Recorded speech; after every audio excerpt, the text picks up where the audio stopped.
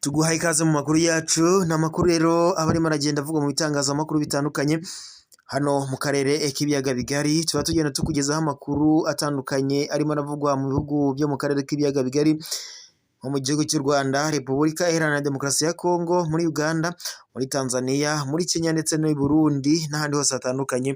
Tuba tugenda tukugezaho amakuru atandukanye aba arimo aravugwa muri politike ndetse n'ayajyanye n'umutekano. Tugaha ikaze rero wowe ukurikira amakuru n'ibiganiro tukugezaho, mu gihe waba udukurikira utarakanda sabone cyangwa subscribe, ndagushishikariza gukandaho maze ukaba uwa mbere mu kubona amakuru n'ibiganiro tuba tugenda tubagezaho mu mwanya ku wundi. Wowe rero udukurikira aho uri hose hatandukanye, tuguha ikaze mu makuru yacu. Tugiye guhera ku yarimo aravugwa muri Repubulika Iharanira Demokarasi ya Kongo, aho rero umutwe wa M23 n'igisirikare cya FARDC, intambara zikomeje kuba intambara muri iki gihugu cya Repubulika Iharanira Demokarasi ya Kongo. Amakuru atugezeho aka kanya aremeza ko igisirikare cya FARDC cyagabye ibitero simusiga ku mutwe wa M23 ahitwa Ikaruba ho muri Isake.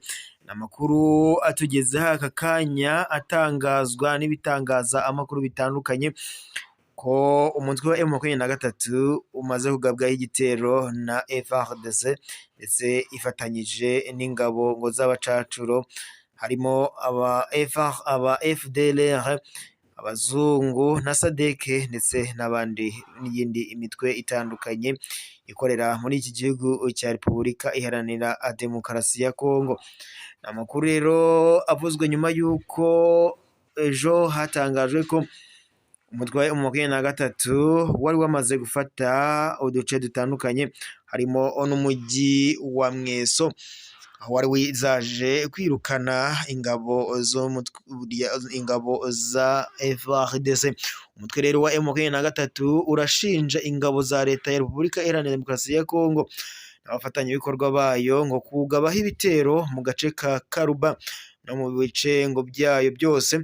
Ibitero ngo bije nyuma y'uko nyine icyo gisirikare cya Repubulika Iharanira Demokarasi ya Kongo cyari kimaze kwirukanwa mu musozi wa muremure ufatwa nk'umusozi w'ingenzi muri iki gihe cy'iyi intambara irimo irahuza M23 ndetse n'igisirikare cya FARDC. Imirwano rero irakomeje muri iki gihugu cya Repubulika Iharanira Demokarasi ya Kongo, aho rero M23 ndetse n'ingabo za FARDC n'abafatanyabikorwa ba FARDC harimo abazungu ndetse na SADC bakomeje kurwana, aho ngo baje kugaba ibitero kuri M23 Ikaruba. Rero amakuru atangwa na Lieutenant Colonel Wiringoma uvugira igisirikare cya M23 yatangaje ko imirwano ikomeje mu bice bitandukanye by'iki gihugu guhera ku mugoroba wo kuwa 27 Mutarama 2023. Ibyo rero bikaba bibaye nyuma y'uko kandi umuvugizi wa M23 mu bya politiki Louis Kanyuka nawe yatangaje ko ku rubuga rwe rwa Twitter ko ingabo za FARDC na FDLR, abacacuru b'abazungu FDNB ndetse na SADC zateye ibice bya Karuba bituwe cyane n'abaturage b'abasivile ngo bari gukorerwaho intambara idasanzwe. Ni nyuma kandi y'uko hatangaje ko ejo bundi Imweso hari hapfuye abanyaturage basaga 20, abandi bagera kuri 27 barakomereka mu bitero n'ubundi byahuzaga ingabo za FARDC n'umutwe wa FDLR muri iki gihugu cya Repubulika, n'umutwe wa M23 muri iki gihugu cya Repubulika Iharanira Demokarasi ya Kongo. Umuvugizi wa M23 Okanyuka yakomeje avuga ko umutwe wa M23 avugira uzakomeza kwirwanaho buryo bwose bushoboka ndetse no kurinda umutekano w'abasivile bari muri iki gihugu nyine, cyane cyane mu bice bigenzurwa n'uyu mutwe witwaje intwaro wa M23. M23 yatangaje ko yakomeje gusaba amahanga ko yakemura iki kibazo kiri hagati ya M23 ndetse n'igihugu cya Repubulika Iharanira Demokarasi ya Kongo, ariko ababikurikiranira hafi batangaje ko umutwe wa M23 uri kurushywa n'ubusa iyo uvuga iby'aba muryango mpuzamahanga, kuko uyu muryango mpuzamahanga utabyitayeho bitewe n'inyungu ugenda ukura muri iki gihugu cya Repubulika Iharanira Demokarasi ya Kongo. Itangazwa bivuga ko kandi M23 ngo nubwo yamaze gufata uduce dutandukanye bitaragera aho rukomeye, kuko ngo nta gace na kamwe irafata, haba mu duce ducukurwamo amabuye y'agaciro ndetse n'imijyi minini ikomakomeye y'iki gihugu cya Repubulika Iharanira Demokarasi ya Kongo. Umutwe wa M23 wakomeje gusaba ko wahabwa uburenganzira muri iki gihugu cya Repubulika Iharanira Demokarasi ya Kongo, ariko umukuru w'iki gihugu Antoine Felix Tshisekedi akaba yaratangaje ko atabikozwa ndetse nta n'agaciro yabihaye. Umutwe wa M23 watangaje ko nawo mu gihe utazahabwa agaciro uzakomeza gukora ibishoboka byose nawo ukaba wakwirwanaho, ugakomeza gushakira umutekano abaturage baho ugenzura. Umutwe wa M23 watangaje ko mu minsi ishize wari washyizeho abayobozi bazajya bafasha kuyobora uduce dutandukanye uyu mutwe wabashije kwigarurira muri iki gihugu. Si ibyo kandi gusa, umutwe M23 mu bihe bishize wari washyizeho amabwiriza avuga ko muri ibice bitandukanye azajya bafunga ibikorwa saa 12 n'igice za nimugoroba ndetse bikongera gufungura saa 12 za mu gitondo. Ibi bitero simusiga rero bikomeje kugabwa kuri M23 ndetse bigahitana abaturage batagira umubare, bije nyuma yaho ingabo za EAC zikuwe cyangwa se zivanye ibikoresho byabo muri iki gihugu zigatangaza ko ubutumwa bw'amahoro zari zagiyemo burangiye.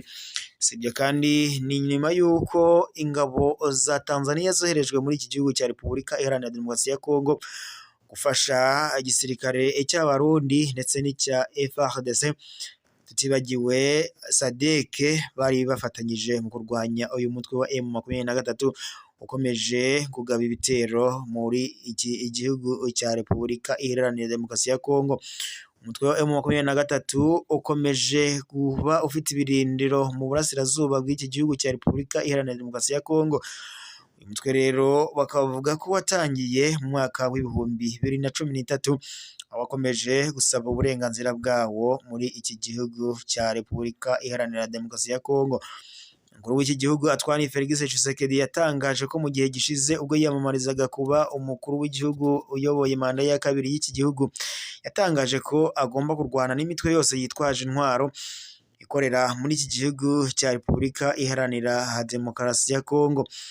Umukuru w'igihugu cya Repubulika Iharanira Demokarasi ya Kongo kandi yakomeje kwifatanya n'umukuru w'igihugu cy'u Burundi ngo bahashye imitwe yitwaje intwaro, kuko ngo muri Repubulika Iharanira Demokarasi ya Kongo havuga ko hari n'umutwe wa Red Tabara ukomeje ngo guteza umutekano muke muri iki gihugu cya Repubulika Iharanira Demokarasi ya Kongo. Ibyo leta y'u Burundi yakomeje gushinja u Rwanda kuko rwaba rutera inkunga uyu mutwe wa Red Tabara. Si ibyo gusa, kuko n'umuperezida wa Repubulika Iharanira Demokarasi ya Kongo Antoine Felix Tshisekedi Kilombo yatangaje ko ngo M23 yabiterwa inkunga n'igihugu cy'u Rwanda. Ibyo leta y'u Rwanda yakomeje kwamaganira kure yivuye inyuma. Leta y'u Rwanda nayo rero ishinja iki gihugu cya Repubulika Iharanira Demokarasi ya Kongo gutera inkunga ndetse no gufasha umutwe wa FDLR wakomeje guteza umutekano muke igihugu cy'u Rwanda, aho ndetse uyu mutwe urimo abasize bakoze jenoside yakorewe abatutsi mu mwaka w'1994 mu Rwanda. Amakuru rero abaturuka muri Repubulika Iharanira Demokarasi ya Kongo yatangaje ko M23 ndetse n'igisirikare cya Repubulika Iharanira Demokarasi ya Kongo FARDC byongeye gusakiranya mu rugamba rukomeye cyane, aho FARDC ndetse n'izindi ngabo ziwufasha gucunga umutekano muri iki gihugu bagabye ibitero ku mutwe wa M23 bitwaje nk'imbunda ziremereye ndetse ngo n'indege za drone zitagira abapiloti, bagaba ibitero kuri uyu mutwe wa M23. Ni nyuma kandi y'uko M23 yirukanye igisirikare cya FARDC mu mujyi wa Mweso ndetse igahita ifata n'umuhanda igafunga umuhanda werekeza i Goma. Yatangaje ko kugeza amagingo aya kugira ngo werekeze muri uyu mujyi uburyo bwonyine bushoboka ari ukunyura mu nzira yo mu kirere cyangwa iyo mu mazi.